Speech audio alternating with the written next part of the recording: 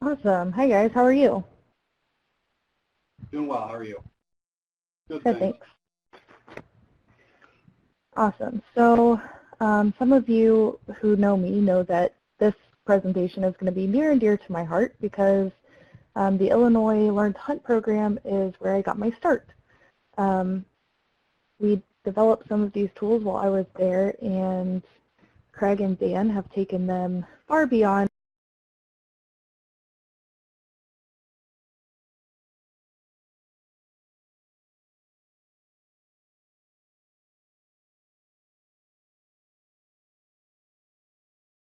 what they were in their infancy and used them for all kinds of great data that hopefully you guys can put into practice. So if you want to introduce yourselves, Craig, I'll let you go first.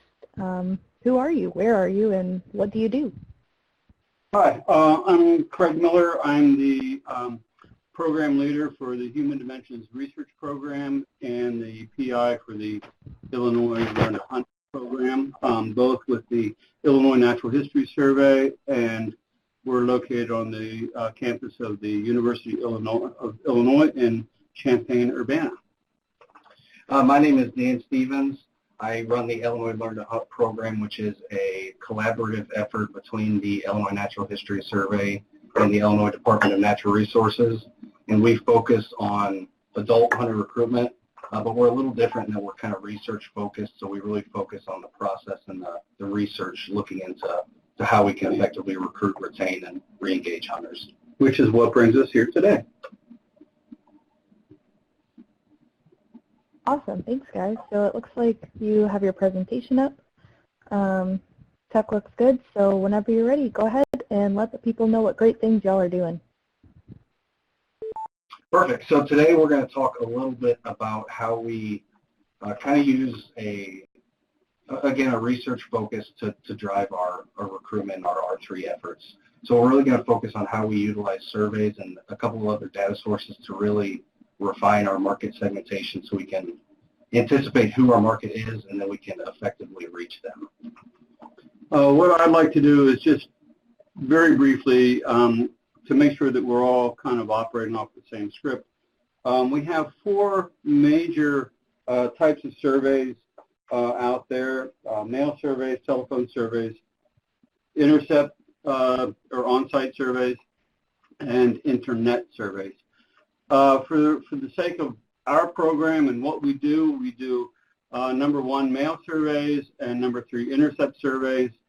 This is for because of cost, because of the extensive data sets we get, and other constraints that are kind of inherent in telephone surveys and internet surveys.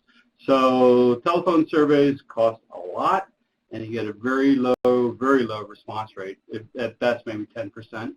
Internet surveys don't always work for all people because it's not so much the matter of having internet access or not, but having high-speed internet access and having questionnaires crash on you or just taking too long to fill them out.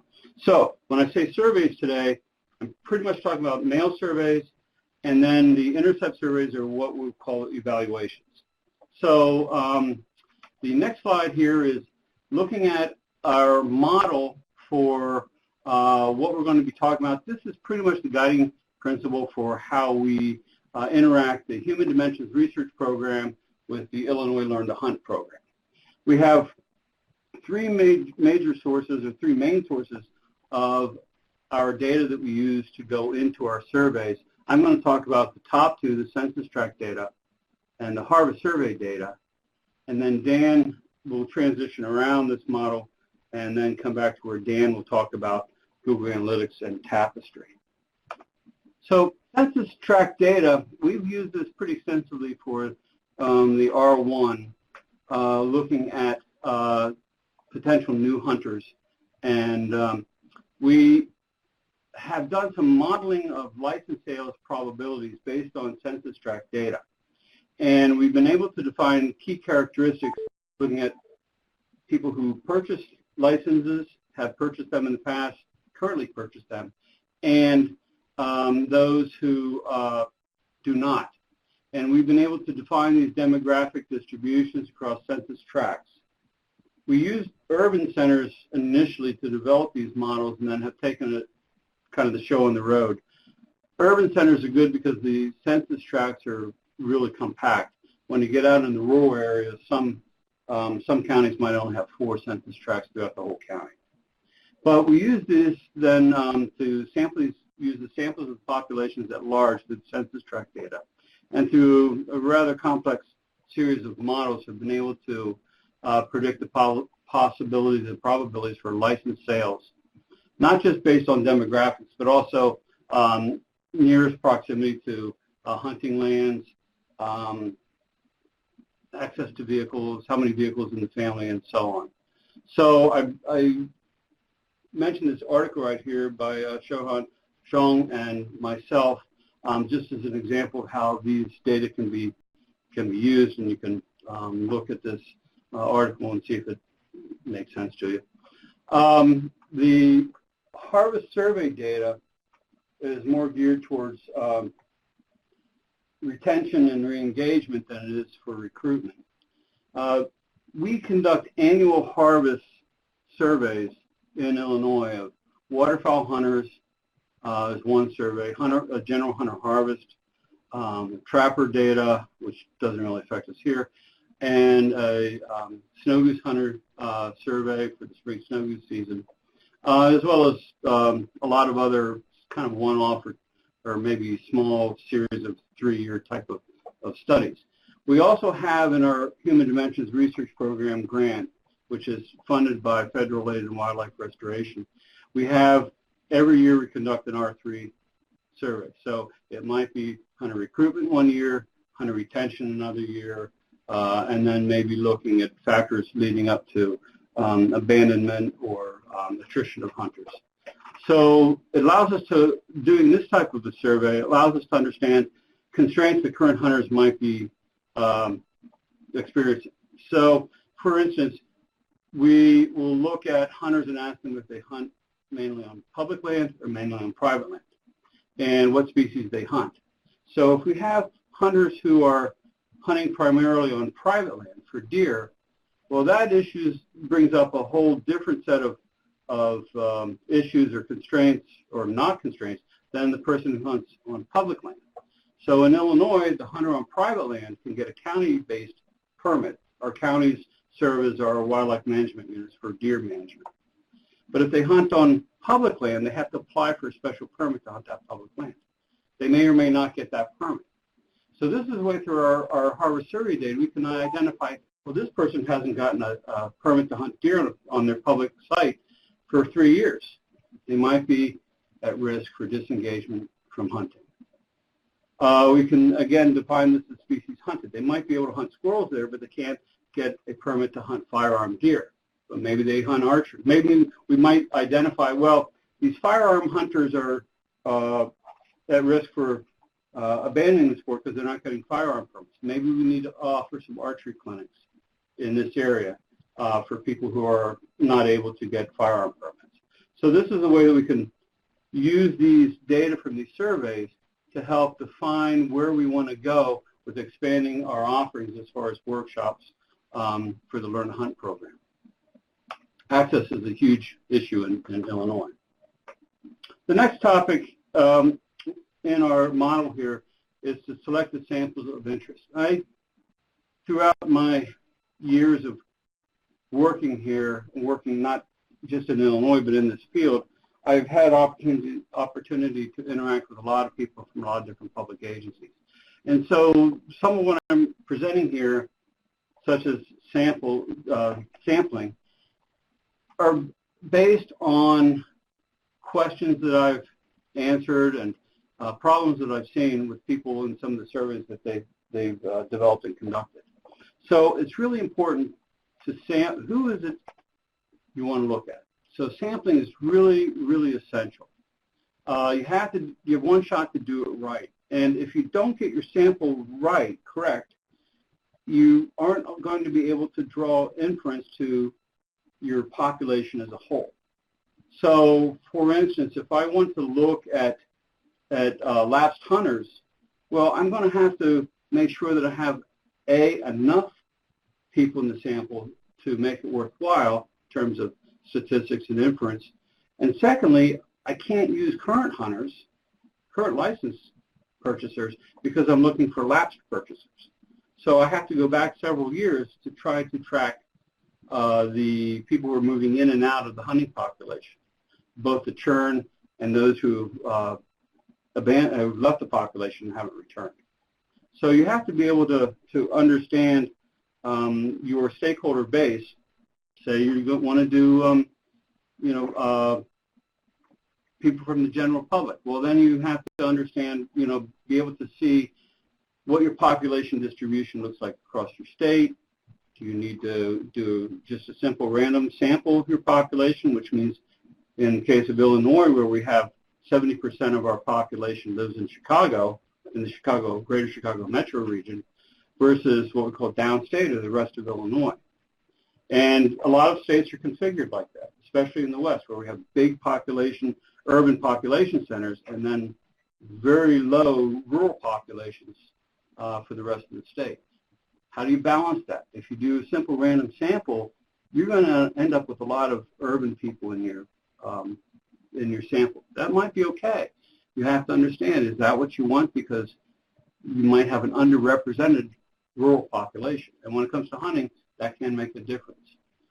You look at different data sets, too, for your sample. License sales, property tax roll for homeowners or general public. That won't include renters, and that might be what you want, people who are established and have a home.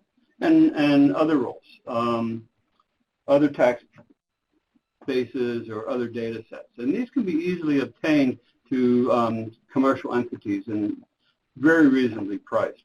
But you have to know who it is you want to sample. And so I just put that in because I've seen a lot of studies done where they didn't do the sampling right, and they ended up with very little to show for it afterwards. Develop a regional or statewide survey based on past data, and then we also base on the workshop participants, in other words, this feedback loop that we have with the evaluations from our surveys, or excuse me, from our workshops.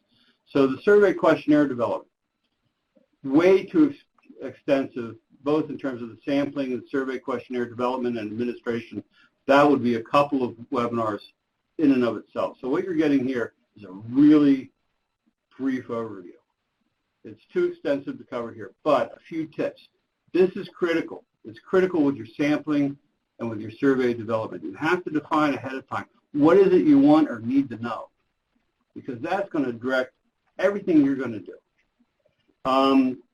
When you develop a questionnaire, don't lead with demographics. A lot of people do. You want to be able to get right to the heart of the matter right away. Did you hunt this past year? Did you buy a license? These are the sorts of questions. Put the demographics at the end. You need to have really the heart of your questionnaire right up front so that people are engaged with the survey immediately. And then you have to look at question format. Having open-ended questions is just an invitation for a big confusing glob mess afterwards, because then you have to go through and organize the open-ended questions. You have to categorize them and so forth. So consider your question format, and the closed-ended quantitative questions work the best to be able to have a quick analysis of your data. You have to think about what scales you want. From maybe it's it could be a unipolar scale from not at all to very great, very good, or excellent. So, ranking say the ability to buy permits online through a website, the agency website, very poor to excellent. That's a unipolar scale. It goes one way. You have a bipolar scale, which is strongly disagree, to a neutral midpoint like unsure or don't know, to strongly agree. What categories are you going to have for, check all that apply or please check one? So you have to consider all of this carefully in designing the questionnaire. And then now we get in where we collect the data on our stakeholders. And we use these, once we have these data collected then, we can use these in our Learn to Hunt program by providing information on workshop marketing. In other words, let's say Dan will get into this, but say Dan, wants to think about, well, we're thinking about having a workshop on butchering. Well, we can then look at our data and say, well, people have identified that they want to learn to hunt to provide for their own meat. Well, that's important. Being able to butcher it. Also, we can say a lot of these people are just really early career single individuals. Paying $100 for a butcher to butcher your deer might really cut in to a person's budget. So maybe having some workshops on how to butcher your own meat. Also, we have a lot of people who are interested in kind of a self-help or do-it-yourselfers. Well, being able to not only harvest the animal, clean the animal, butcher the meat yourself, prepare the meat yourself, leads for a much greater and more highly satisfactory experience for them. So that could also tie into, again, the motivations on learning to hunt. As I mentioned before, we also then provide data. These are just examples, but on the constraints for hunting. So what is it that people are running up against? They come through the workshops, they do all this, and we're also seeing among the general hunting population, people who don't have access to land in their own backyard. Within the first 5 years of learning to hunt, they're getting frustrated because they can't find places to hunt. So these are examples, just again, really cursory on how we're able to take the information from the surveys that we gather, put it together. I hand it off to Dan. We discuss on what we want to do with the workshops, and then we take it from there. So in taking these data and putting it into the workshops, we then get feedback from the workshops. We get evaluations, both pre-workshop and post-workshop evaluations. We also, now that we've had enough time and enough people going through the workshop, several hundred people, we now have a sampling set that we are doing for follow-up mail surveys. So people who've had a year after the workshop, 2 years, did they buy a license? Did they then also hunt after they bought a license? If they didn't, why not? If they did, what did they hunt? Were they successful in harvesting? Who did they hunt with? We can get all of this information out through our Human Dimensions program, through our mail surveys, and then use that to feed back into the, both not just with the workshops, but also with our Learn to Hunt evaluations.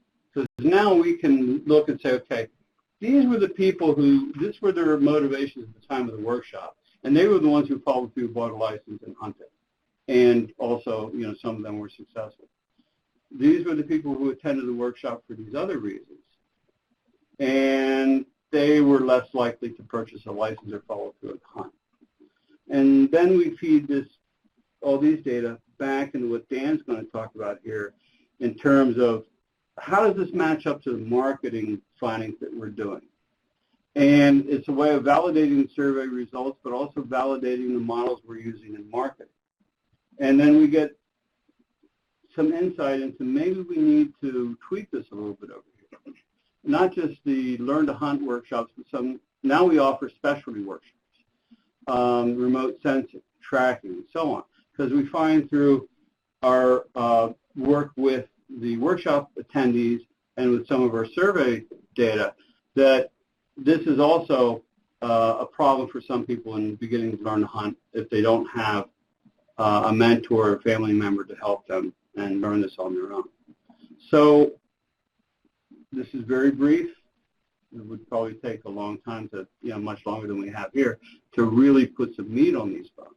But it's this feedback loop that we have with our program, the Human Dimensions Research Program, and also with our Learn to Hunt program, where it's kind of an overlapping Venn diagram. I save you from making that diagram here, but where it's both marketing and the so as Craig mentioned, one of the big things we try to do with the Learn to Hunt program is to validate some of the survey results that he finds through some of the Human Dimension studies. One of the the interesting things we found, especially when we go back to some of the census tract studies they did, is that we expect some of these more affluent and urban areas to have higher participation in hunting than they do. So now that we've been through the program for about 2 years, we've had about 70 events total. We can start to analyze where our participants come from. If you look at this map on the right side, you can see these are basically all spots where people have registered for an event. And the interesting thing is these aren't typically where we host events. If you look up in the northeast section of Illinois near Chicago, we don't host a ton of workshops there. However, we have people traveling, 2 and 3 hours to attend an event. So that starts to tell us something about these individuals. So in order to try and quantify this, we used what's known as rural-urban continuum codes. These are developed by USDA, and it's essentially just a classification scheme on a county level that we can look how affluent and how urban that county is. So if we look at kind of the breakdown, we can see that the majority of our participants are coming from a county with an RUCC code of 1, meaning they have metro areas of 1 million or more. So again, that just starts to paint the picture of our market. So if we want to move on and kind of look at where these markets lie on the landscape, we can see that there's a few markets that we haven't necessarily reached. If we look at this map on the left, we've kind of overlaid our Google Analytics data into this model so that we can see which counties should fit within that urban market, but for some reason or another, we're not getting market penetration there. So that allows us to develop kind of these priority geographies that we want to really start testing our marketing materials and start, promoting workshop and program offerings to. So now we kind of have an idea of where we want to market. We really need to figure out who we want to market to. And if you look at some of the, the big companies these days, what they do really well is marketing. Specifically, let's look at the example of Apple. They have a very specific brand, a very specific brand imagery, and it's consistent across all their platforms. And they've really, stolen the market share in a lot of ways. Let's compare Apple Music to Spotify. So Spotify has a very niche audience, but they've been able to kind of maintain market saturation by reaching out to that niche audience. So we need to try to do the same with some of our R3 offerings, in that we need to be brand specific, and we really need to figure out who we're marketing to and how we do that. So the first step is to segment your market. If you try to market at this broad audience and just kind of throw the material out there, it's likely not going to have the effect that it could if it's a really tailored and catered message. So market segmentation is essentially just dividing this market of potential customers into groups. These segments are typically customers who have some kind of similarities, whether it's demographics, socioeconomic status, psychographics, or if it's just where they live within the country. So who is our market? So to look at and create some of these market segments, we need to look at a few things. Number one is demographics. But as Craig mentioned earlier, demographics are typically a poor indicator of participation. So we don't rely too heavily on the demographics, but they are important to start to refine those market segments. The next is kind of their socioeconomic status, and then psychographics. How do they respond to imagery? How do they respond to certain messages? So we have a few different data sources that we use to influence these market segments, and I'll kind of start going through those a little bit. The first is the survey results from people who have attended an event. So these are, again, just basic demographic breakdowns. We can look at the age distribution of the participants. So we can see our largest, age bracket is typically that 25 to 34-year-old individual. 22% female and about 78% male. Another important aspect is to look at their motivations. So if we don't understand why they want to hunt, it's really hard to create a message and a messaging theme that we can hopefully essentially get them attracted to. So by looking at some of the motivations, we can see that meat is by far one of the biggest motivations for a lot of these new hunters. They're really interested in that local, sustainable food source, which a lot of you already know. Again, coming from an urban area, a lot of these individuals are interested in just getting outdoors. We've had a few people at workshops that, they grew up in Chicago and they've never been to a forest. And some of their first times at workshops, going into a forest is kind of an eye-opening experience. So again, you can create tailored messages for each of these categories and just kind of continually refine. And the more data you put into the system, the more you're going to get out of it. So again, it's important to not just do, one survey, but again, like Craig mentioned, we have these follow-up surveys. So you can start seeing maybe motivations change over time. If somebody starts to get into hunting, maybe they finally harvest their first deer or their first turkey, maybe that motivation starts to shift a little bit more. And to keep them, retained, we might need to change that messaging theme or that imagery. One of the biggest data sources we use in Illinois for our R3 strategy is Google Analytics.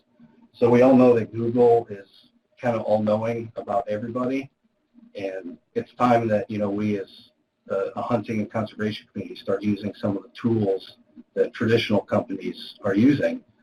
If we kind of look at this from a marketing perspective, conservationists and, the hunting community are very poor marketers. We did a recent survey in Illinois essentially asking how money from the federal duck stamp is utilized. Over 70% of duck hunters in Illinois had no idea how that money was used. And again, that's kind of one of the biggest success stories in modern conservation in, North America. And if we can't accurately depict that message to our core constituents, people who are already purchasing licenses, how do we expect to essentially market that to new hunters? So I think it's time to start looking outside the box and looking at some of these traditional marketing practices that companies and marketing firms have been using for decades. So one of those is Google Analytics. So we've installed Google Analytics into the back end of our website, and not only does it allow us to see, trends and user numbers and geolocations and things like that, but it really allows us to start to understand who these individuals are who are viewing the website.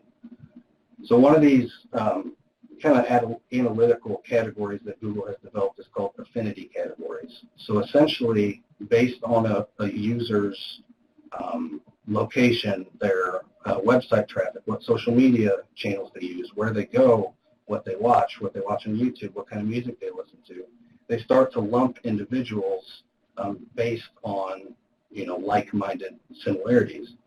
So if we look at some of the top affinity categories that view our website, they're very consistent with some of those motivations that we mentioned earlier. Number one being cooking enthusiasts. So these are individuals who spend a lot of time either watching recipe videos, watching cooking videos. So they spend a lot of time thinking about food. So again, that just caters right back in to those motivations. Same with do-it-yourselfers. So these are individuals who like to take on the challenge of learning a new skill or learning a new task and kind of completing it themselves. So as you can see, this is just another data set that we can start to pool in and start to refine these market segments. Additionally, within Google Analytics, we can also, instead of just looking at the website users and kind of the totality, we can start to break it down. So within Google Analytics, you have the ability to set up goals. So these goals can be anything from register an event, take one of our e-learning modules, view a certain page, and then you can really start to see what categories start to respond more positively to a certain action. So if we look at this table, we can see that one of our biggest conversion rates for registering for an event is people who spend a lot of time looking at celeb and entertainment news. That doesn't really do a whole lot for us, but again, it just starts to inform who these individuals are.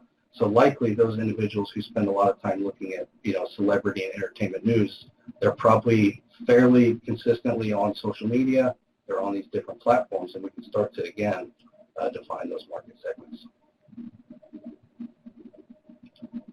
So using some of these data sources, we've developed essentially what we call our 5 market segments. Our first one is the natural foodies, so people who are food motivated. The term locavore gets thrown around a lot in terms of the R3 community. I think that's a little overblown. I don't know that it's necessarily the local aspect of the food. It's a lot of it is just kind of a sustainable natural food. So we kind of just call these natural foodies or food motivated. The next one is nature lovers. So again, these are just individuals on how to, they just like to get outdoors, whether it's they already have an interest in it or they're kind of grown up in a concrete jungle and they just enjoy being outside. The next is recreationists. So we'll touch on this one a little bit more later on, but these are individuals who just really like to learn a new skill. They like that idea of being self-reliant. The next is social enthusiasts, and this is one that we don't find a ton in looking through some of our data. If we go back to the motivation slide, we can see that the primary motivation for people, for our past participants, only 3% of them selected social as kind of that primary motivation. We have a couple theories on this one. One is that perhaps they don't understand the social components of hunting, if they're on the outside looking in, or the fact that they just might not know anyone who hunts, so they don't have that social network of support. The next market segment is conservationists. Again, we'll touch on this one a little bit more later on, but this is, people who hunt to benefit wildlife, benefit the environment, and all that encompasses that. So to validate some of these market segments, we've been conducting various focus groups across the state with past participants. And a few of the highlights that really stood out was the self-reliance and skill acquisition concept. Early on that wasn't something that started to become known in the surveys, but the more we started to dig deeper into, that food-motivated aspect, that motivation, as we started to dive deeper into that notion at focus groups, it really became apparent that people just want to be self-reliant. They want to, learn a new skill, and they want to be able to provide for themselves. So it's not necessarily the natural local food aspect of it.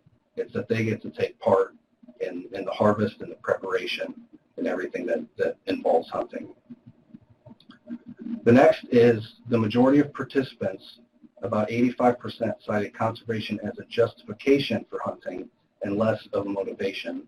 If we go back to some of our early programs, we used to market a lot of our workshops as, a conservation effort, support wildlife, hunt Illinois, things like that. But what this really shows is that that's not necessarily a big motivating factor for some of these individuals, whether that's because they don't understand the conservation aspect of things or it's just maybe not that primary motivation. However, a lot of them did cite it as kind of their justification for hunting. So to continually test these market segments, we use kind of Facebook as our main communication platform between us and the participants and the public. And Facebook has a couple neat features that allow you to kind of look at reach, engagement, and demographics. So we kind of use this to our benefit, and we essentially designed a pseudo-monthly study where we created a weekly schedule and we only posted things that responded to each segment. So on Mondays we posted about nature, on Tuesday we focused on the challenge, the recreational aspect of hunting, Wednesday the social, food, and so on. And we really just wanted to look and see how people responded to these different segments. And what was really surprising is while nature wasn't a huge motivation for participants, they seem to respond very positively to nature imagery and nature messaging through Facebook. Where food was one of our biggest motivators for new hunters, that didn't seem to resonate as well on Facebook. So again, this just allows us to provide information back into the system and look at it that way. And there are a few challenges, inherent to this method. A lot of it depends on, who shares a certain post and things like that. But we just wanted to use this to kind of, again, further validate some of these market segments and have a little bit of data to back these up. And again, moving forward, as we continually look at some of these things, the focus groups will kind of take the shift off of kind of this Facebook monthly study and really focus on those focus groups. So the next thing I'd like to discuss is geodemographic segmentation.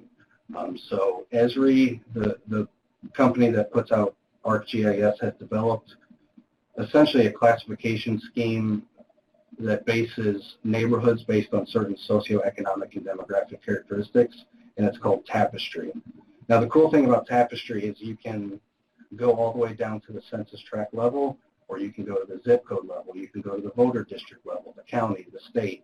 So it gives you all these different spatial levels that you can really start to dive into some of this data. For instance, if we're focusing up, near Chicago, if we do it on a county level, we're looking at, sometimes 3 or 4 million people per county, where if we start to break it down at a finer scale, maybe a census tract, then we can start to make some inferences and start to really put things together.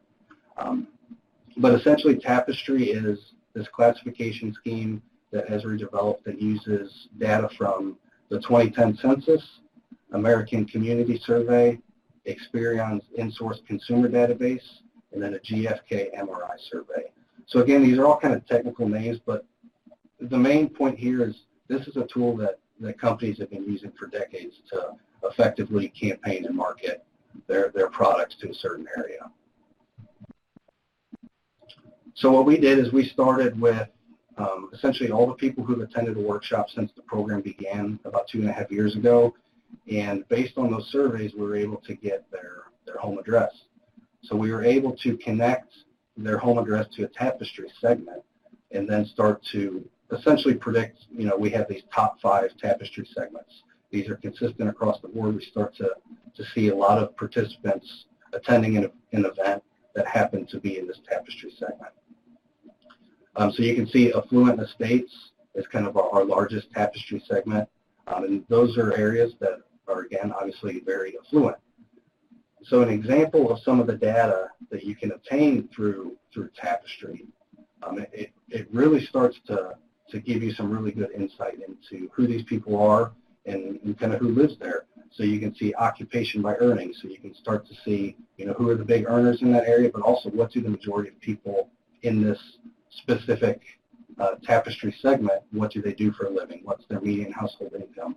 What's their net worth? What's their disposable income? But it really goes deep into the psychographic aspects of things.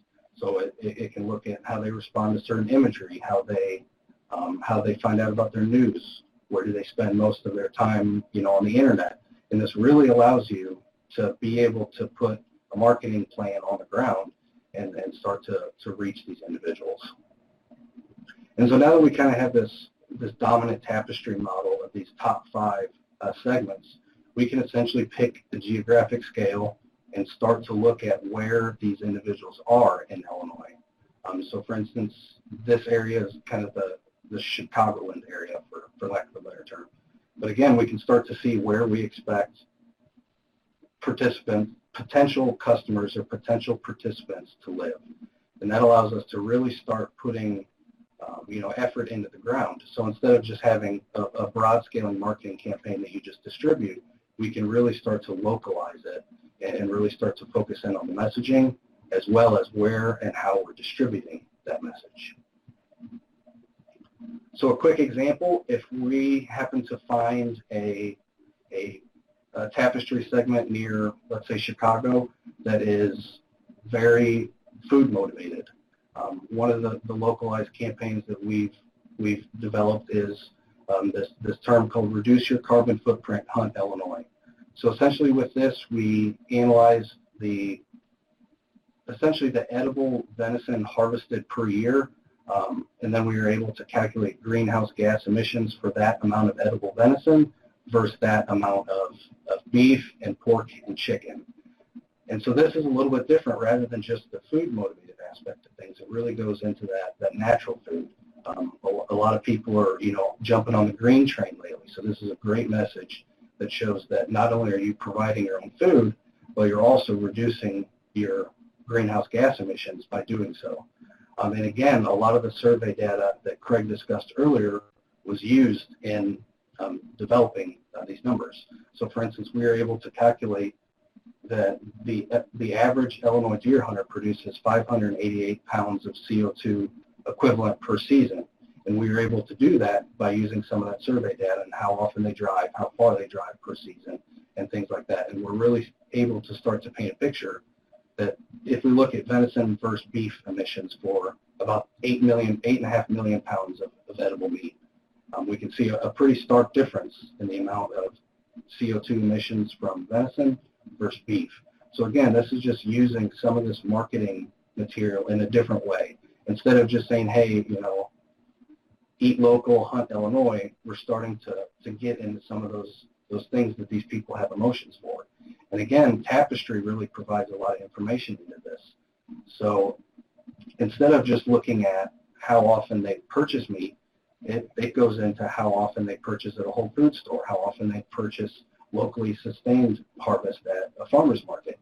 And so we can really start to predict that these participants not only care about local and natural food, but they really care how that food's raised, and that has a reduced impact on the environment.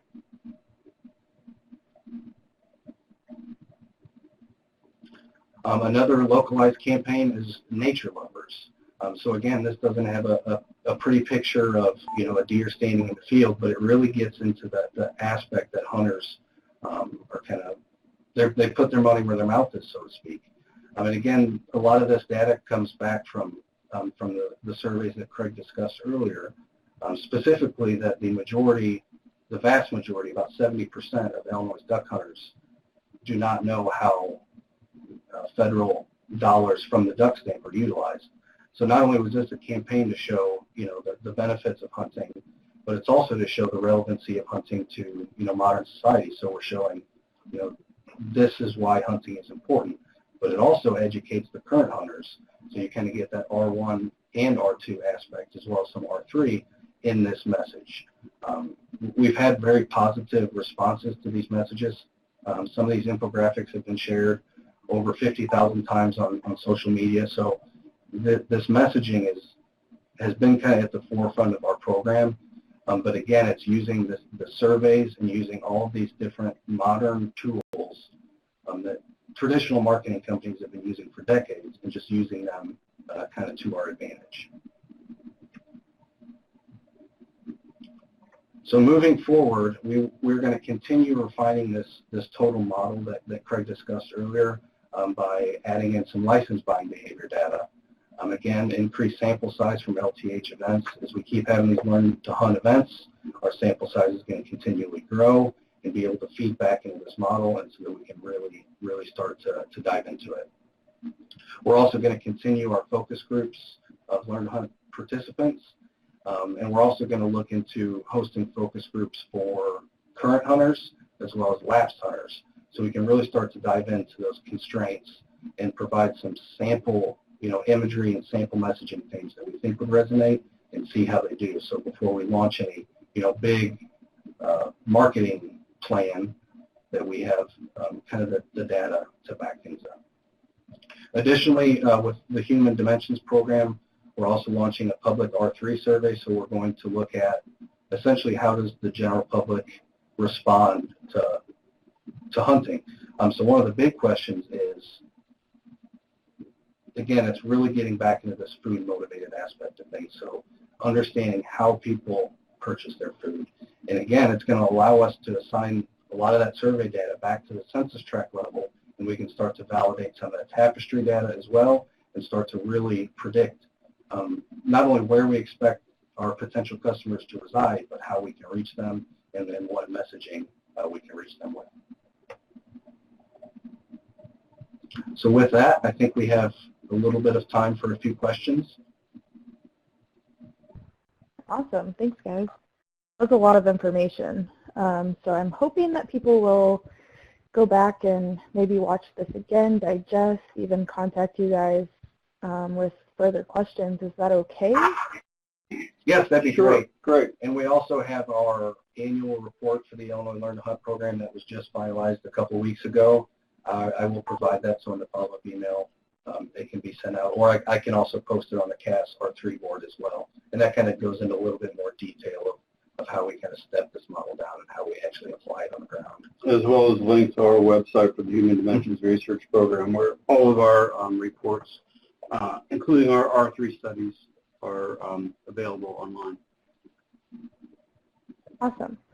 That is perfect. And Ryan Risher from New Jersey has a question. He says, your approach overall seems very robust and thorough. Have you experienced any analysis paralysis pangs, or how do you navigate those challenges? Yeah, I guess I'll start on that. There are several organizations that, let's just say, they challenge some of the science that we've been providing. However, we just again, we rely on the data. What the data says is what the data says. If the data is wrong, then hopefully the way we've designed the model, it will start to refine it and correct those parameters that potentially could be wrong. I don't suffer from analysis paralysis. That's probably good considering how much data you get in even just a month. That's why I'm here. Tana Fancher, yes, and that's why we have you here. Tana Fancher has a question. She says, lots of great information. Can't wait to go back through it, break it down for use in Kansas once it gets posted. Thank you. So I guess, sorry, that's not a question, that's a statement. But do you have any last minute kind of comments of how people can follow up with this? Is the annual survey maybe the best way to keep track of what's going on with Illinois Learn to Hunt? Yeah, you can also follow us on our website at learntohuntil.com, as well as on our Facebook page. It's just facebook.com/Illinois Learn to Hunt.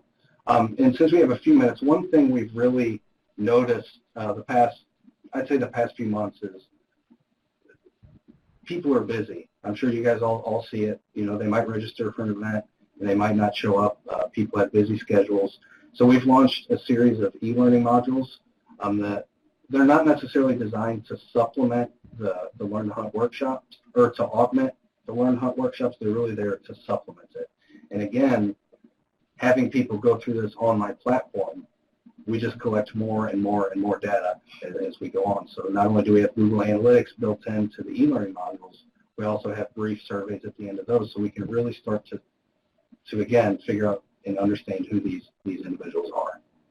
And in terms of our web presences, plural, we have links from the Learn to Hunt program to the Human Dimensions program, and vice versa from the Human Dimensions program back to the Learn to Hunt program, both on our web pages and also on our Facebook pages. The survey research is available through the Illinois Natural History Survey Human Dimensions Research Program, and those reports are posted online, available online every time we complete them. So all of our annual surveys are there. But also, if you go to any of the regional meetings or certain national meetings, we have presentations there from me,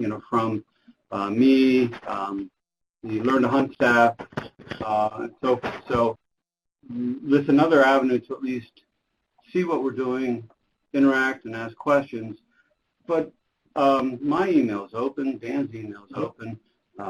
Drop us a line, give us a call, drop us a line before you give us a call, anything like that. But we're more than willing to talk with anyone one-on-one to help answer any questions or maybe tailor some of what we're doing to fit in with some of your existing programs. Perfect. And I guess one last thing is, if nobody else has questions, just remember to do our follow-up survey. It is in the chat box. And let us know if this is something you would be interested in maybe getting some follow-up education in, or if you'd like to see more of this at the R3 Symposium. Again, that's May 12th through 14th, 2020, in Broken Arrow near Tulsa, Oklahoma. Our symposium page is up on the website. That's cahss.org/National R3 Symposium. And you can find all the information we have so far there and follow along at that link for future registration and accommodations. So let us know what you think. Let us know what you need in the future. Hopefully you got some good insights out of this. I will have this posted on our YouTube by the end of the week. So if you know of somebody who couldn't make it today but would be interested in this, please feel free to share that around. So thank you so much, Dan and Craig, for being here and sharing your experience. I think people got some really good insights out of it, at least I hope, and I will share your contact information with this group so that they can follow up if they need to. Great. Perfect. Thanks for having us. Yeah, thank you very much, Kristen, for this opportunity, and thanks to all of you, and keep up your good work. Great. Thanks, guys. Everybody have a great day. Thank you. You too. Take care.